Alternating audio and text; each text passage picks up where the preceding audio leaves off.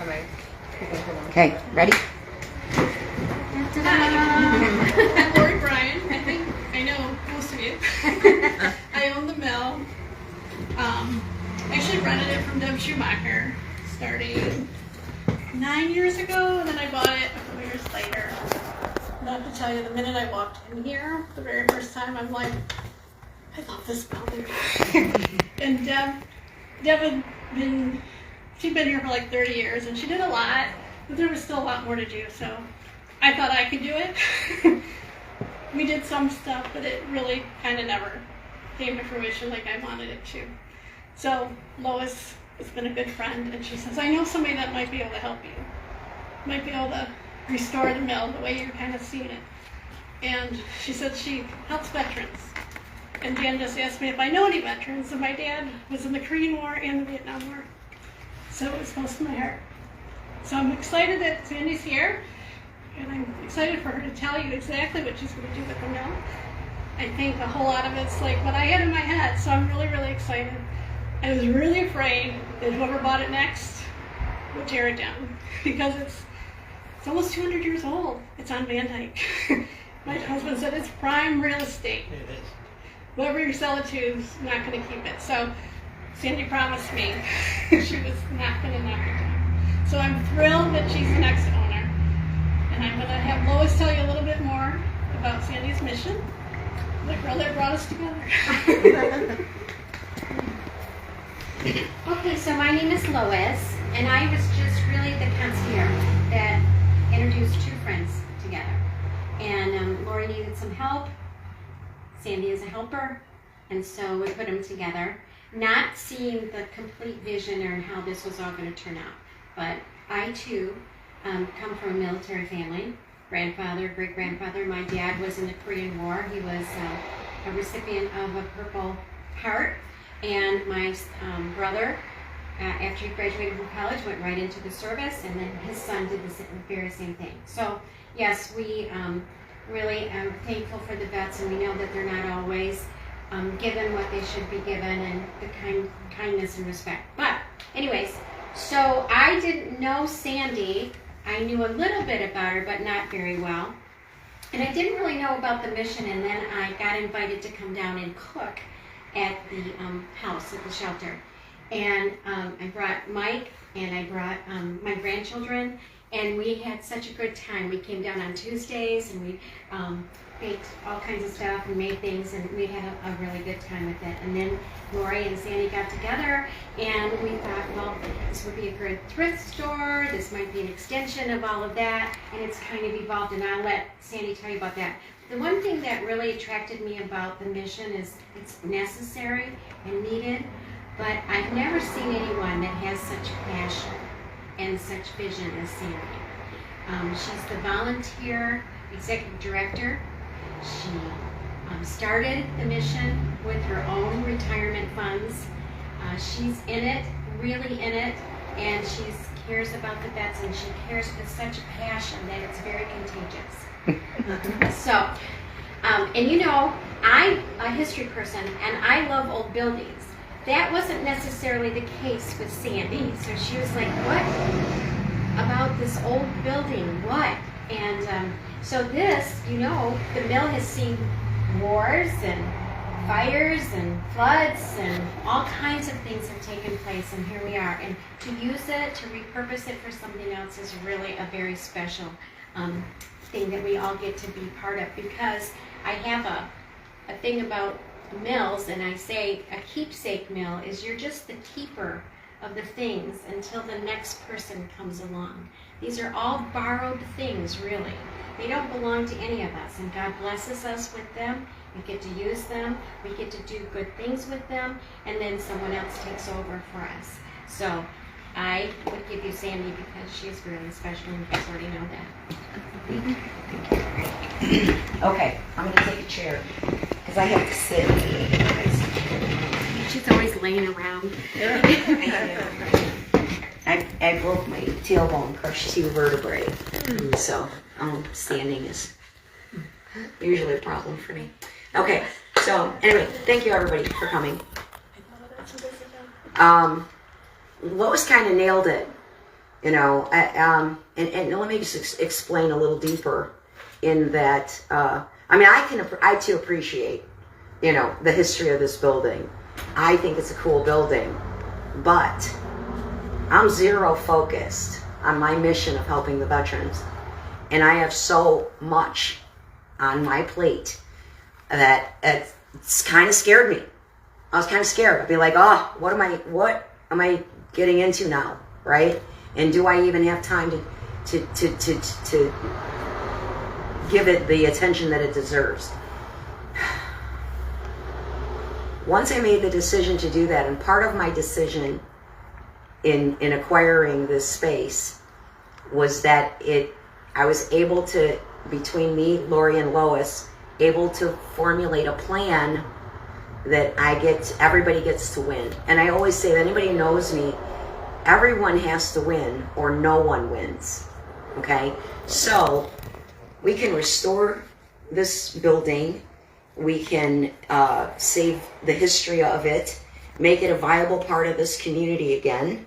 Because I know, I mean, I'm not from Elmont, but I know that the people here in Elmont love this building. It's their history. So, you know, I'm going to be a good steward of that. I did promise Lori that I would not tear it down. That never, just so you know, never occurred to me. I would never do that. Although, I did acquire the granary in Imlay City and the 150-year-old barn I had to tear down, which there was no choice. And I said, you know, that I did a Facebook post and said, you know, I have to tear down the barn. You know, it's, I forget what I said. It's kind of a hazard. Well, I said, you know, it's an eyesore or whatever, and then the community, like, beat me up on that. Yeah, well, and I said to the one lady, I said, I'm sorry, but no one has paid attention to it at all for 100 years. Okay? I bought the granary. The barn has to come down. There's no saving it at this point. But the coolest part of it is that we just tore down the barn in Imlay City and saved the barn wood, brought it here to the mill, and then we're using that 150-year-old barn wood to replace the damaged wood here. So, you know, it saves the integrity of this historical landmark by, you know, being able to utilize still 150. And thank goodness I didn't have to pay for that and have to go out and buy the barn wood. That would have been, you know, deeper pockets than I want to even think about. So, but back to my point is that I realized that with, by restoring this, we could turn this space into like a boutique. Not the thrift store like we have in Roseville, the Veterans Thrift Store. This space is too small, but, you know, more of our, you know, items that we would normally sell at the store will come out here, but these will be items like collectibles, antiques, you know, cooler, niche-y kind of stuff in the boutique area. And then Lois, she got me and everybody else in this area hooked on her sourdough bread. It is absolutely phenomenal, the best ever. So we're restoring the kitchen. The kitchen in this building is just annihilated because the roof was leaking. So they've already ordered the material for the roof. So the roof is going to be, the work on the roof will start next week. And then at the same time, we're going to start restoring the kitchen. Needs a new ceiling, new floors, and then all new equipment in there. But Lois is going to be doing some of her sourdough bread out of here. And then she's also going to be hosting classes in the back room. And so classes on how to, you know, teach you to make your own sourdough bread. How cool is that? But I'm afraid that she's going to want to teach me how to make my own instead of her just making it for me. Yeah, I don't think that's going to happen. In your spare time. Yeah. Right? As she's spoiling me with the sourdough. And the focaccia. Like, oh my goodness. Amazing. Yeah. So, anyway, so we'll have the boutique here. And then in this back room, this back space is going to be meeting space. So if you can have your baby showers, you can have, business meetings, classes. There'll be different, like different artisans around that might want to rent the space. They have their classes on how to do their specialty things. I have no idea. The potential here is unlimited. So by doing all of that, we all understand that for me, it's all about the mission. So these focused. Did you get it back? Yeah. Okay, we're back. Okay. Okay. So here's the most important part to me anyway. Maybe not to everyone, but the most important part for me in this whole project is the back half of this property. So this property sits on 3.5 acres, and right around the halfway mark, the Clinton River runs right through it. So Lois was able to connect us with the Amish, and they're going to take the beams from the granary and use some of the wood and build a footbridge over to that back half, so that you can, now that back half is totally undeveloped. And so here's my damsel in distress part, folks.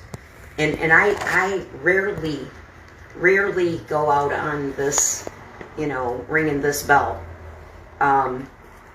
Any of the efforts that I've made, I don't want to say I've done on my own, but the money parts I've done on my own. Like when I launched Vets Returning Home, I used my entire retirement account and actually borrowed money 2 months in a row until the community started kind of, helping me help them.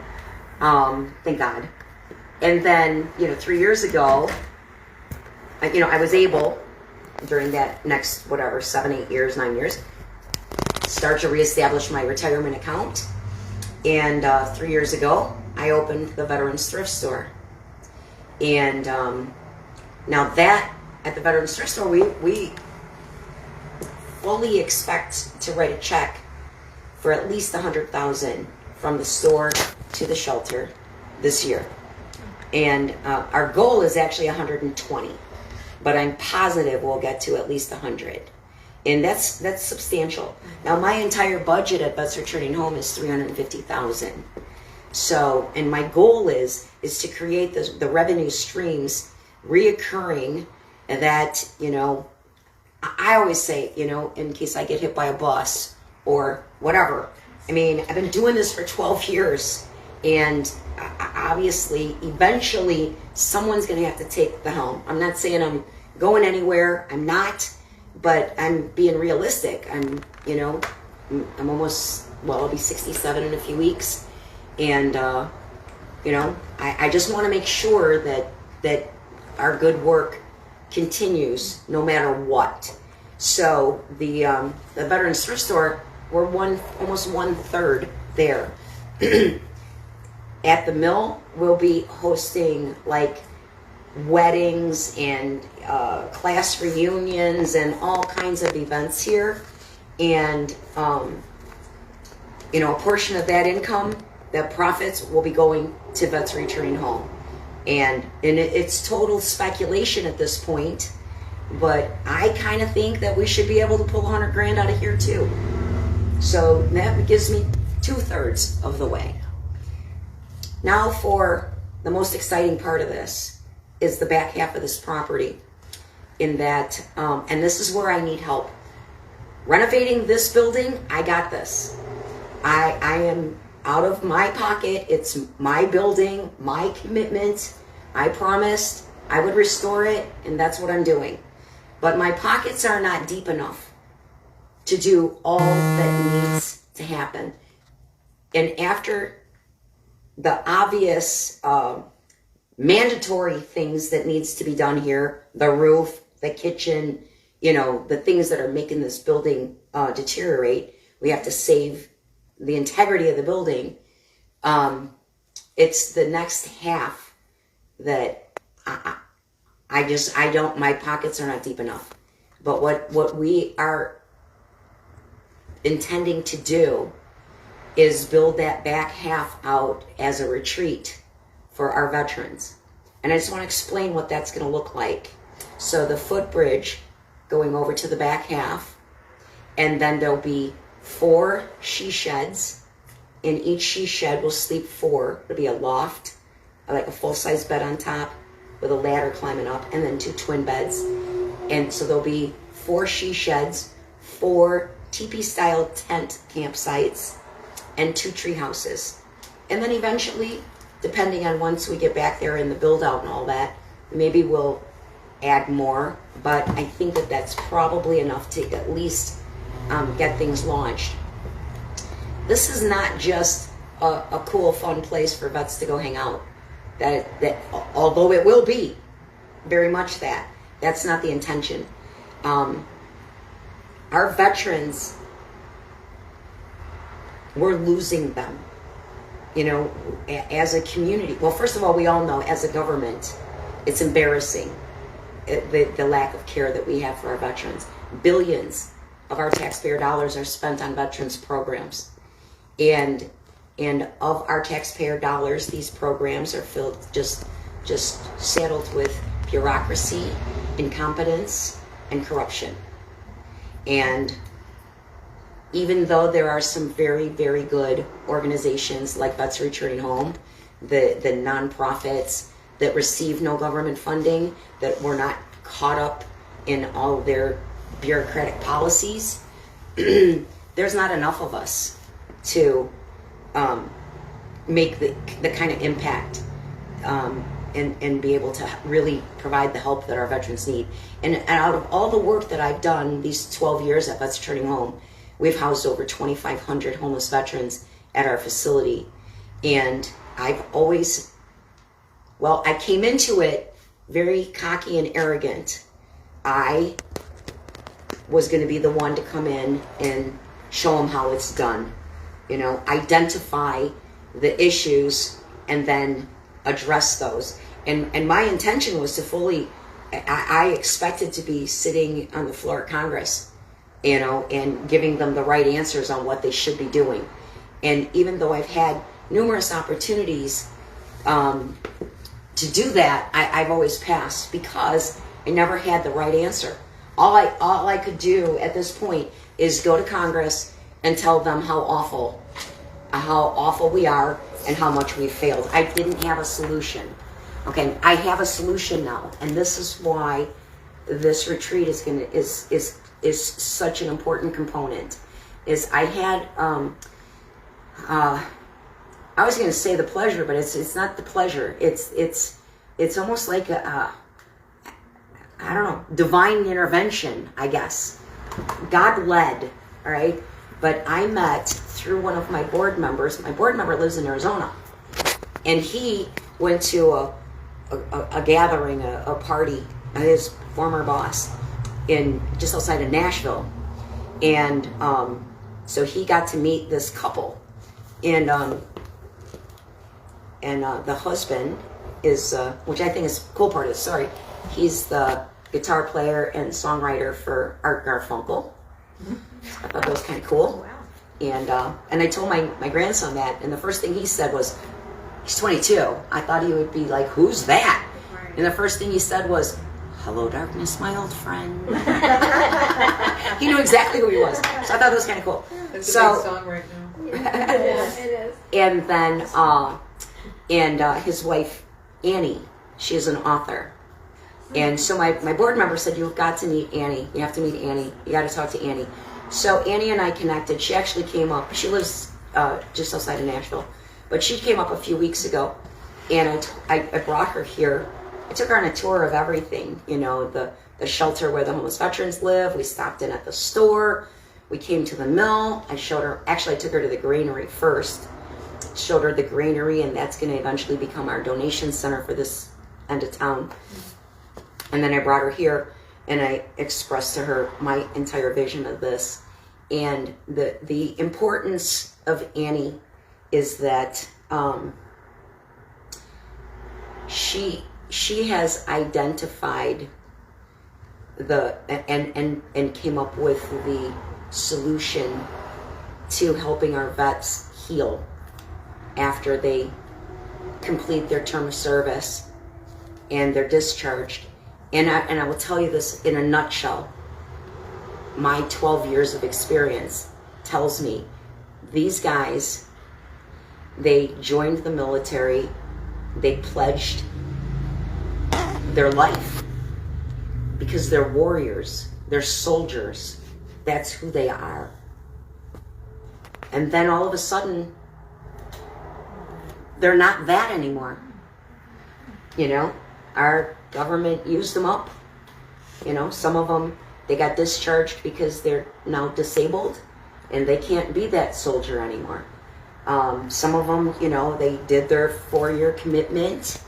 You know, they fulfilled their 4 years, but they still came home and they didn't realize when they got home that they would be so totally lost. So probably the biggest feedback, because I always interview, I personally interview every new veteran that stays at Vets Returning Home, and I always ask them, you know, give me the nickel version in a nutshell. What most issues brought you to crisis? And the one thing that I hear the most of is that they'll say, I don't know what I'm supposed to do. I don't know what I'm supposed to be doing. You know, and some of them will say, you know, nobody's telling me what to do. And realize that they, you know, before they went in the service, mom said, get up, get dressed, make your bed, dinner's at 6, you know, be home by 11.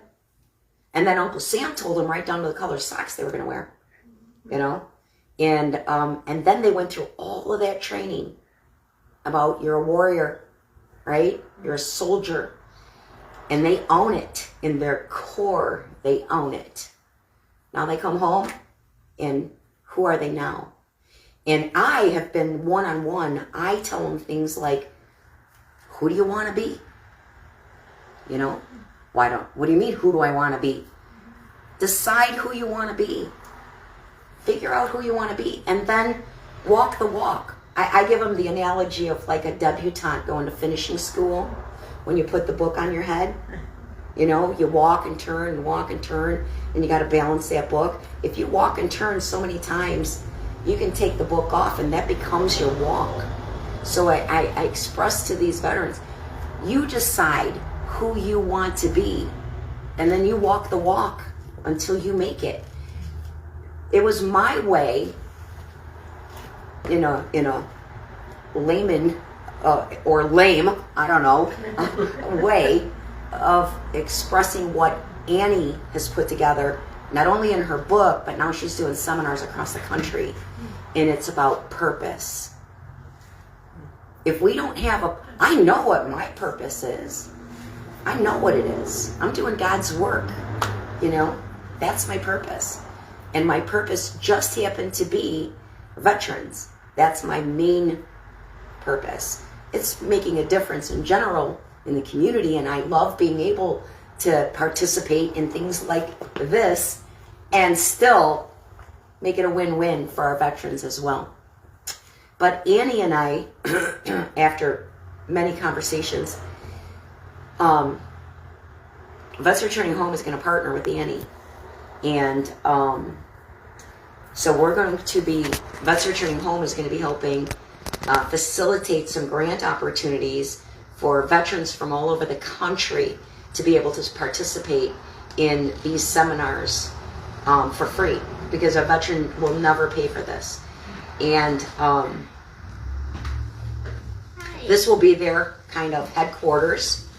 And my hope is that if we can get this retreat built out, and I'm a think big, go big or go home kind of person, but I fully expect to do the build out. Once that build out is complete, we're going to host our first retreat, and I expect Pete Hegseth to participate. So when Pete is here, sitting around the campfire in a PTSD group, meeting with the therapist and his brothers, and then, you know, the next morning they get up, they have their coffee and some breakfast, you know, and then they come into the back room in the meeting area space, and they do the seminar. Once they complete that seminar, I guarantee you Pete Hegseth, he's going to get it. He will know exactly what's happening. And then Pete's going to walk me into Congress. And the goal at Congress is that the veterans, every veteran, actually every person who doesn't know their purpose should take this course. But our veterans are especially lost. But more importantly, we got to start helping our veterans before they're veterans. Once they get their discharge orders, we already know when they get home, they're going to be a hot mess. Why can't we address that before they become one of the statistics of the 1 in 22? Or by the time they find a place like Vets Returning Home, they're hanging on by their fingernails. They're at the bottom. They're a hot mess. And it's so much, I don't want to say easier because none of it's easy, but it makes so much more sense. Give me these soldiers before they're so broken, before they've just been beat down to the point where they don't want to go on anymore. You know, help them before they're so hurt. So with that said, I'm just going to throw it out there. All the renovations on this building, the stuff that has to be done, will be done, and it will be done by October 15th. I intend to have an event here, and it will, Lois and I have talked about it, it'll be the 12th anniversary of Vets Returning Home, so I think it's just appropriate. So we're going to have this event here. Now, will every single thing be done on the mill? No. The cool, fluffy stuff to make it, like, really pretty, you know, we'll probably have to wait. I mean, unless somebody is truly just philanthropic and, you know, wants to help. But that's not my ask. My ask is I desperately need help on the retreat. My pockets are not deep enough for me to do it on my own. And if I have to do it on my own, I will. It will be done. But if I have to do it on my own, we're looking at probably 2027. And I'm telling you right now, our veterans don't have that much time. We are losing. The amount of dysfunction is all I can say. And I don't mean to be insulting to our veterans or whatever, but I see the brokenness is getting substantially worse, not better. And in society in general, we all know since COVID, the hell that we've all been through, you know, the fake news and all the drama in the world and all the fear mongering and everything, it's affected every single one of us. I don't care how strong you are. You know, it has affected us all. But our veterans who were already struggling then got to deal with COVID. And let's not forget the withdrawal from Afghanistan, because that was the first, like, jaw-dropping, what I saw live, the deterioration of the, whatever you want to call it, mental health of our veterans. Those that were already struggling are just now, it's more than I can do. More than, you know, just having a roof over their heads and a bed and food, you know, and the basic essentials, that's great. I believe 100% in it. And I don't want to wait until 2027. Our veterans deserve our help now. And so I need help. I started a crowdfunding campaign. It's at GoFundMe. It's Save the Mill, Save the Vets. And just so you know, I want to make it very clear, okay? I bought this building. I own it. It's my personal asset. The mill will become an opportunity to create revenue for the veterans. I will never take a dime out of it, ever. Just like I don't take a dime out of the store. I volunteer at the shelter. You know, it's not about that for me, right? But And I don't really think that it would be fair to ask the community, hey, pony up a bunch of money to help me increase the value. That's what I was looking for. The value of my asset. This is my burden to cross the barrier, whatever you call it. So, and I'll get it done. And I'm not complaining about that. But for the back half, so I am doing a long-term lease with Vets Returning Home. So Vets Returning Home is going to lease that back half of the property from me for $1 a year. So the build out, if anyone can help me get this done through the GoFundMe crowdfunding campaign, I have different, like... Give, send, go. I'm sorry. Give, send, go. Not go fund me. Go fund yourself. The Canadian truckers, that was awful. I don't trust them anymore.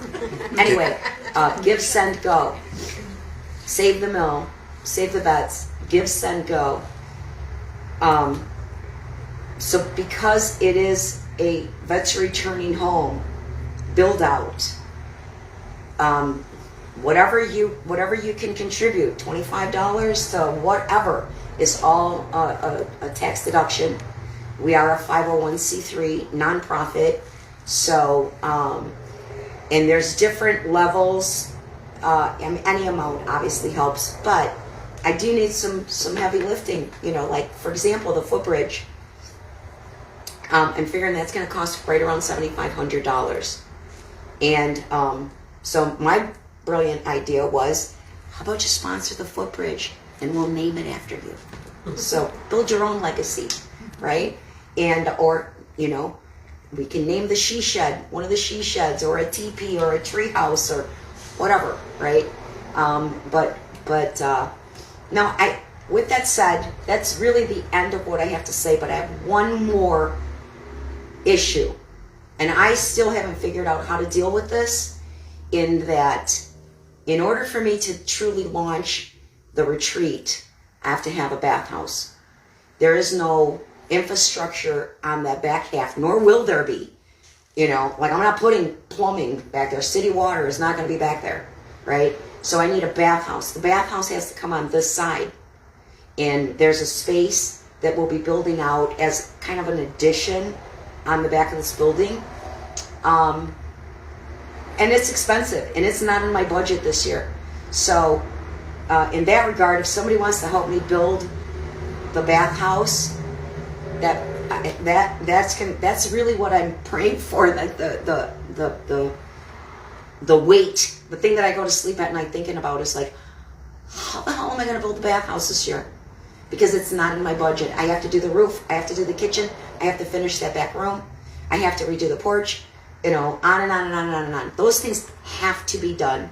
And I have all the confidence in the world that the community, the viewing community, and throughout all of our social media and through this crowdfunding campaign, I know how much, at least my followers, love and support our veterans. So I have no doubt that this will get done. I just don't know how to do the bathhouse. And because whoever helps me do the bathhouse is not going to get their charitable donation receipt. You can have all the bragging rights. We'll name it after you, your wife, your kids, your grandkids. I'll put everybody's name on it. But it would just have to be a thing from the heart. Because like I said, it's not something it's not a vet search because it's attached to this building. It's not part of the lease. It's the mill market. But anyway, anybody have any questions, or is there anything that I missed? Or This is a historical building. Can you apply for any kind of grants to restore it? I could. I could. Now, here's the thing. No, it's not easy. It's not easy. But also, doesn't Almont want this building? You already covered it. Okay. We should have better luck because it's a nonprofit. Yeah, one, I don't have time to do all the research. Two, I don't have time to deal with the grant portion because spend all this time researching it, then you write the grant, then you wait forever for them to decide if you're going to be awarded. And a lot of the grants are, $5,000 to $15,000. And not to say that that's not substantial, but kind of what I was thinking is that, I'll do the heavy lifting, and then I'll apply for grants to do some of the restoration, like the wagon wheel right out there, the water wheel. It looks like a wagon wheel, but it's for water. We know this is a mill. Yeah. It's that can be restored and made beautiful, like, turning this like a garden area. And I think that that's probably, I will apply for grants, but it'll be those things that we don't have to do right now. One other small idea is all the artisans that rebuilt the White Horse Inn. Yes. Have any of them been interested in helping out? Have you Oh, reached out to any of them? They're pretty amazing. Yeah, they are very They amazing. love to do It's a that good sort of thing. So it's just another thought. Fill me in on what that is about after. Yeah, it's Metamora Days this weekend out at Metamora. Yeah. Any other questions? Well, I have a few. Have they included this now in the DDA? Oh, it always has been. Well, no, it stopped because of the bridge. Oh, no. And then was. they were trying to get it extended to this side of the bridge. Yeah, it was the whole time I was here. Okay, so you were able to be part of the DDA. So that's a plus. It is a plus, yeah. The historic issue, because I'm on Main Street, when you do that, then they start dictating what you can and cannot do. You can't change your doorknob. You can't change the color. You It's can't like do Romeo. anything. The You whole don't- historic thing. You have to be very cautious when you do that, which is why I never did that to my house on Main Street. The people on St. Clair are in the historic district, and they're really sorry they are, because they can't do anything. Their hands are tied. There's a reason we don't have government funding. Now there's a reason we don't have those grants. I absolutely, totally relate to that. And like Jason just said, it's part of why Vets Returning Home chooses not to be a recipient of government funding. I don't want to be all caught up in all the bureaucracy that because it just becomes inefficient. And, I don't have time. I just need to get it done and make it happen. So we're going to take the path of least resistance, but we're also going to do it right. So, and I'm a bull in a china shop. So I'm a pit bull.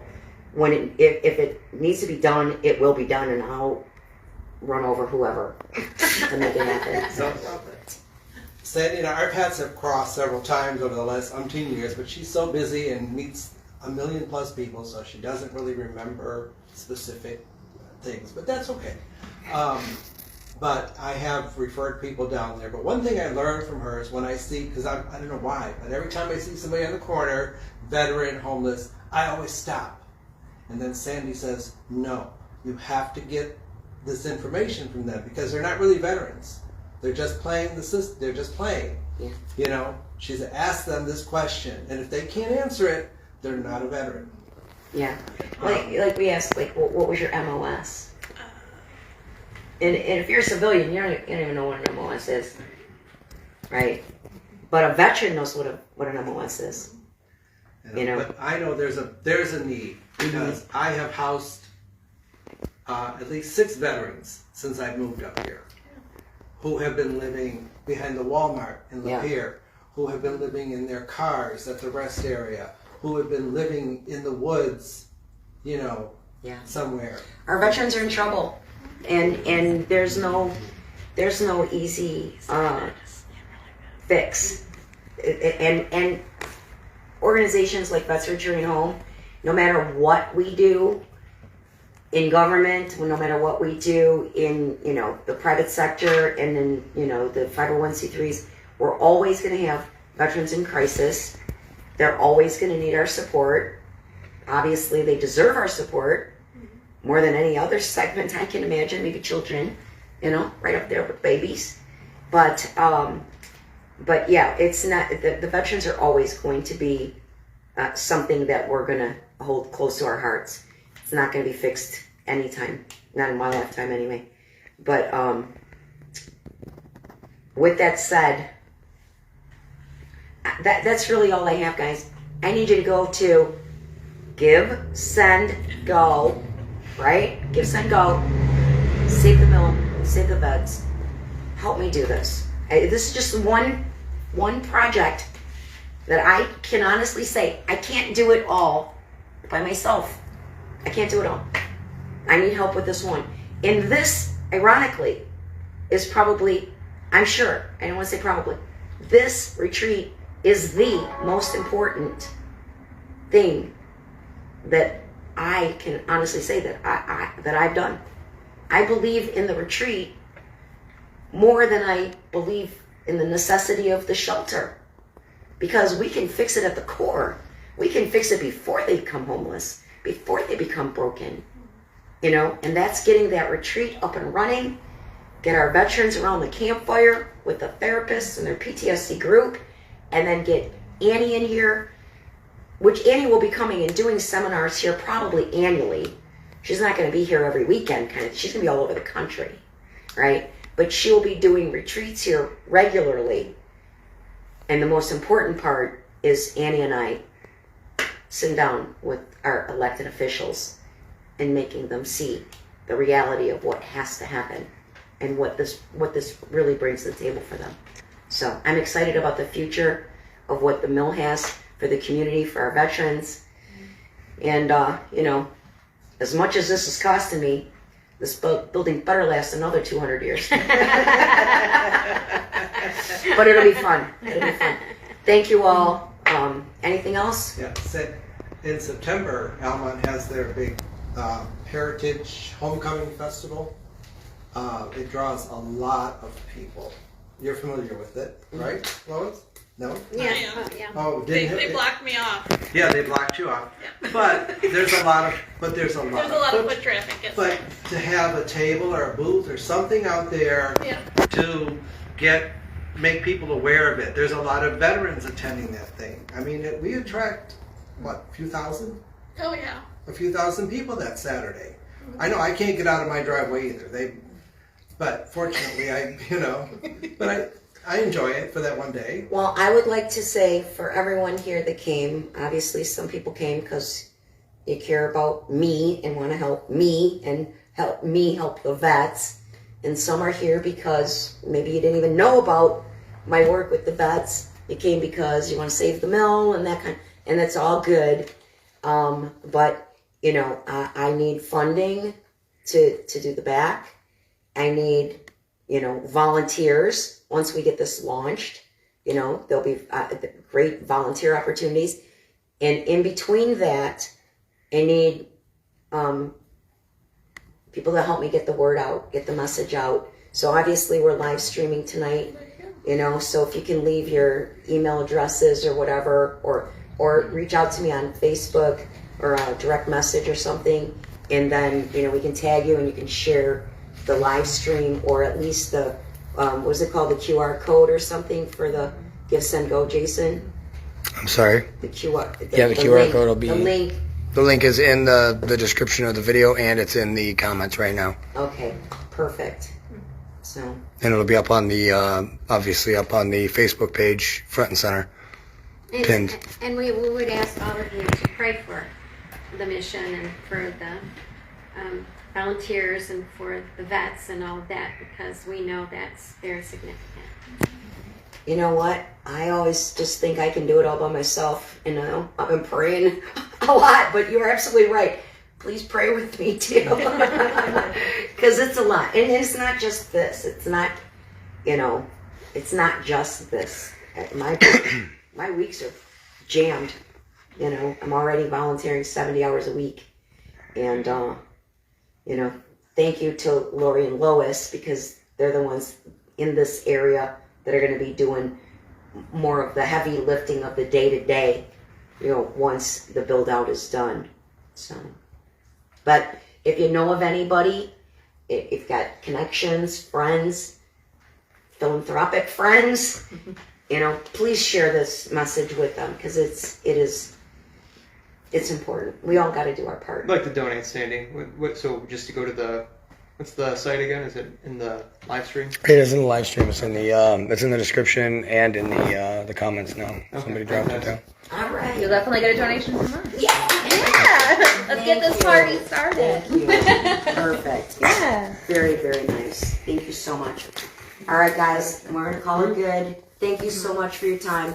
Please like and share. And please go to Give, Send, Go. Save the Mill, Save the Vets. Thank you so much.